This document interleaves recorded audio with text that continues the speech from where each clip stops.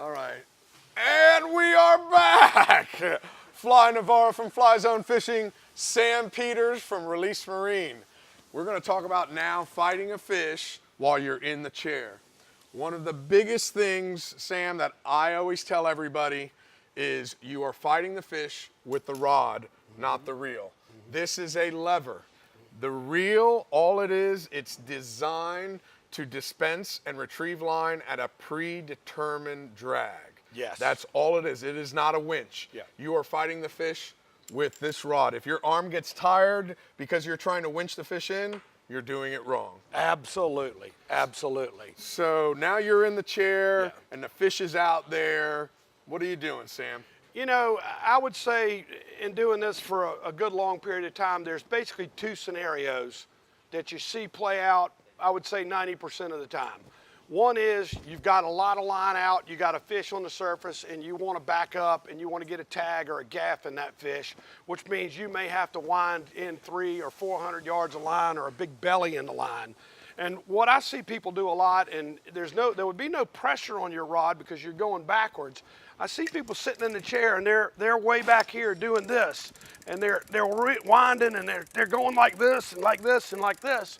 And I'm going to tell you something. Wasted energy. It is so much wasted energy. I have seen so many anglers get burned out in the first minute because their fish is out there and they're back here winding like this. And I've told people a lot of this, that if you're a swimmer or somebody that's conserving body energy, swimming or any type sport, if you take your two hands together and you put them together and you push out here, you'll find that you have very little force. If you bring those two hands into your chest and press them together, you got 4 times the amount of pressure, but mostly you're not wearing yourself out. So if I'm in a situation where I've got a fish that's pretty far away from the boat and I know Cappy's getting ready to come back 300, I'll put a foot there and I'll drop a foot on the deck. I'll lower that tip and I will put the right shoulder as close to this reel as I can get it.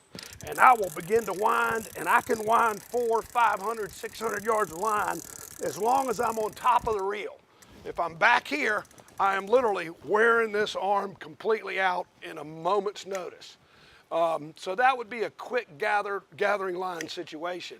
The other one that we talked about just a minute ago was you got one, she's down digging, and she's deep and she's big. And you know, I'm gonna sit here and I'm gonna allow the rhythm of the ocean. You're gonna have a swell. A lot of times it'll lift and use that boat, and I'll time the swells to actually pump that fish up, wind him up a little bit. Pump him up, get a wind. And I'm never working against the reel. I'm always getting a good free crank. You know what I mean? It's always a free crank. It's never fighting a crank. Sometimes you'll catch yourself, you'll go to get a crank and you're not getting it. And that's just bad timing, and it'll wear you out. You do that 10, 15 times, your arm's shot. So you gotta be really careful to get good free, and one crank, a half a crank. I always lay my hand in the reel, and the reason I do that is when I do get a crank, I lock the spool down. And then I'll get another crank and lock the spool down, so I don't lose any of that line I just got. A lot of times I'm gonna be somewhere between 25, 28, 32, and a bigger fish will actually be slipping line off the reel at 32. So I put 3 pounds with my fingers there and just keep getting a little bit, a little bit, and a little bit. One of the things that I've noticed, even a big fish that goes down, even if you're just getting 2 or 3 inches at a time, 2 or 3 inches starts turning into 4 to 5 inches, starts turning into 8 to 10 inches. You get that fish into a rhythm of now it's coming up. You've got it going in your direction, and you just keep it coming. Yeah. You got to start from somewhere. One thing that I love from going to Australia quite a bit is to watch boat handling in Australia versus boat handling in America. And I fish with Hayden Bell down there quite a bit, and what I see from Hayden, he will not sit on a big fish for 15, 20 seconds. If he sees that fish settle in, he will back that boat around and go to the other side, try to pull that line across that fish's eye or pull on it in a different direction. You get an 800 pounder laid over in the current, I don't care what you got. 60, 70 pounds of drag, she's not gonna budge.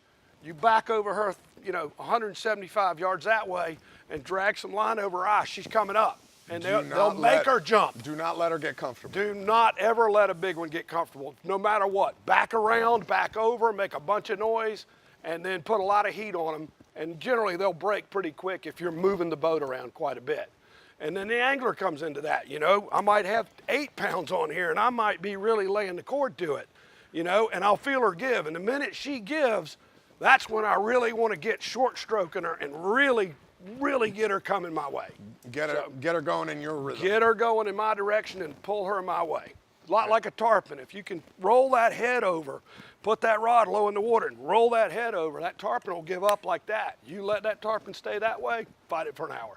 Yeah, we want to catch them as fast as possible. Fast as we can get them. Well, there you have it. Again, thanks for joining us here in the Fly Zone.